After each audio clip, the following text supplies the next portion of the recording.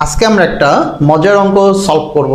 মূলত প্রশ্নটা নারিকেল রিলেটেড। হ্যাঁ, তো প্রশ্নটা আসছে হচ্ছে জেএসটি অর্থাৎ গুচ্ছ 23-24 সেশনে। তো প্রশ্নটা এরকম ছিল, গাছ থেকে 2 কেজি ভরের, তার মানে এই 2 কেজিটা হচ্ছে এম এর মান। হ্যাঁ, 2 কেজি ভরের একটি নারিকেল সোজা নিচের দিকে পড়ছে, বাতাসের বাধা, তার মানে এই বলটা হচ্ছে বাধাজনিত বল। হ্যাঁ, এটা হচ্ছে এফ কে, বাধাজনিত বল 8.6 নিউটন হলে নারিকেলের ত্বরণ চাইছে, তার ত্বরণটা হচ্ছে মূলত এ।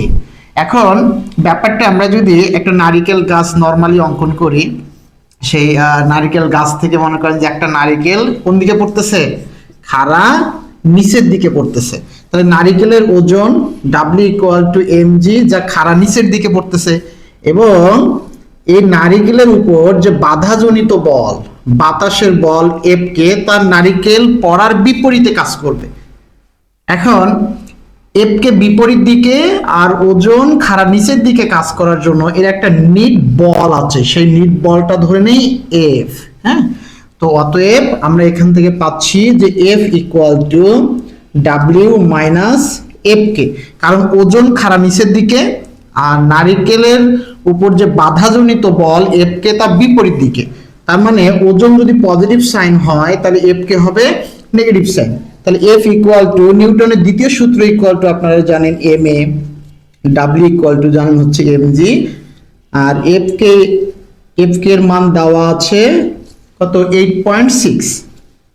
এখান থেকে যদি আমরা এর মানটা নিতে চাই তাহলে এম দেওয়া ছিল 2 কেজি, অভিকর্ষ ত্বরণ 9.8, আর এখানে বাধাজনিত বল 8.6, আর এখানে ভর গুণ থাকার কারণে ডান দিকে হয়ে গেছে ভাগ, এবং এম এর মান ছিল 2। এটা যদি আমরা ক্যালকুলেশন করি তাহলে দেখেন তো 9.8 কে 2 দ্বারা গুণ করলে মূলত পাচ্ছি হচ্ছে 19.6। আবার 8.6 যদি বিয়োগ করি তাহলে এর পুরো বিয়োগফলটা পাচ্ছি হচ্ছে 11। 11কে যদি আমরা 2 দ্বারা ভাগ করি তাহলে মূলত পাচ্ছি 5.5। তার মানে এই পুরো মানটা যদি আমরা ক্যালকুলেশন করি তাহলে ত্বরণ পাবো হচ্ছে 5.5 মিটার পার সেকেন্ড স্কয়ার। এখন আমরা অপশনটা চেক করি। দেখেন প্রথম অপশনে বলা আছে যে ত্বরণ 5.5, তার মানে আমার এটা হচ্ছে রাইট আনসার। আর বাকিগুলো দেখেন কি দেওয়া আছে, 4.5 এটা হবে না, 14.5 এটাও হবে না, -14.5 এটাও হবে না। এই হচ্ছে রাইট আনসার 5.5।